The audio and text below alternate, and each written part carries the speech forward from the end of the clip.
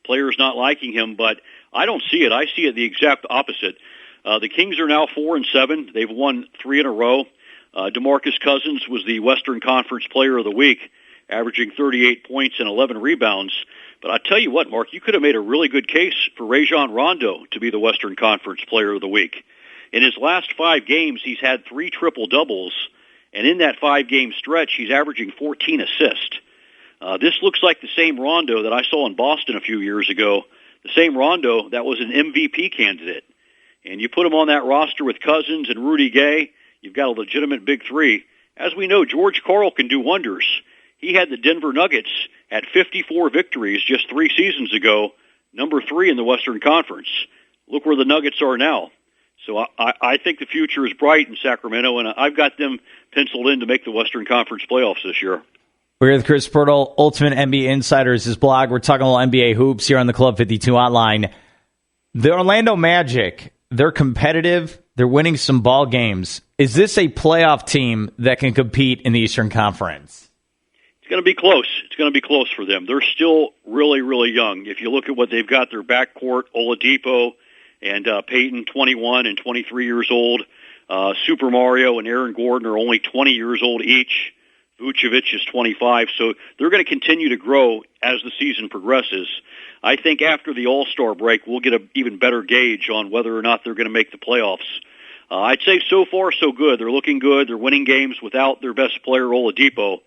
So it's going to be close for them making the playoffs, and I'd say let's discuss that right after the All-Star break, and we'll have a better gauge on how those young guys are developing. When you look at the Miami Heat, and we'll go south on 95, a lot of power rankings have them high. I think they're playing competitive basketball here. What about you? What have you seen so far from the Miami Heat? I like what the Heat are doing. As we talked about a couple of weeks ago going into the season, they're loaded with talent. You look at Whiteside and Bosch up front. You've got a starting backcourt of 2 All-Stars in Dragic and Dwayne Wade. A lot of it's going to depend on these role players. Can the Justice Winslows, the Luol Dengs, and the Gerald Greens of this world, can they make a contribution to what already is a potent starting lineup? If they can, well, they're going to make some serious noise in the playoffs, and I wouldn't be surprised if they make it all the way to the conference finals. Key with that team is they must stay healthy. What about Derrick Rose? The ankle, man. Is this guy just going to injure every bone in his body? What's going to happen? Well, I think I just uttered the words "must stay healthy." So poor Derrick Rose, though. I feel for this guy, Mark. A lot of people pile on. Mm-hmm. But I tell you what, when you go through those injuries and you're out there on the basketball court, and then you come back as many times as he's come back, I give the guy a boatload of credit. This guy puts it out there, and he continues to hurt himself, but he comes back for more.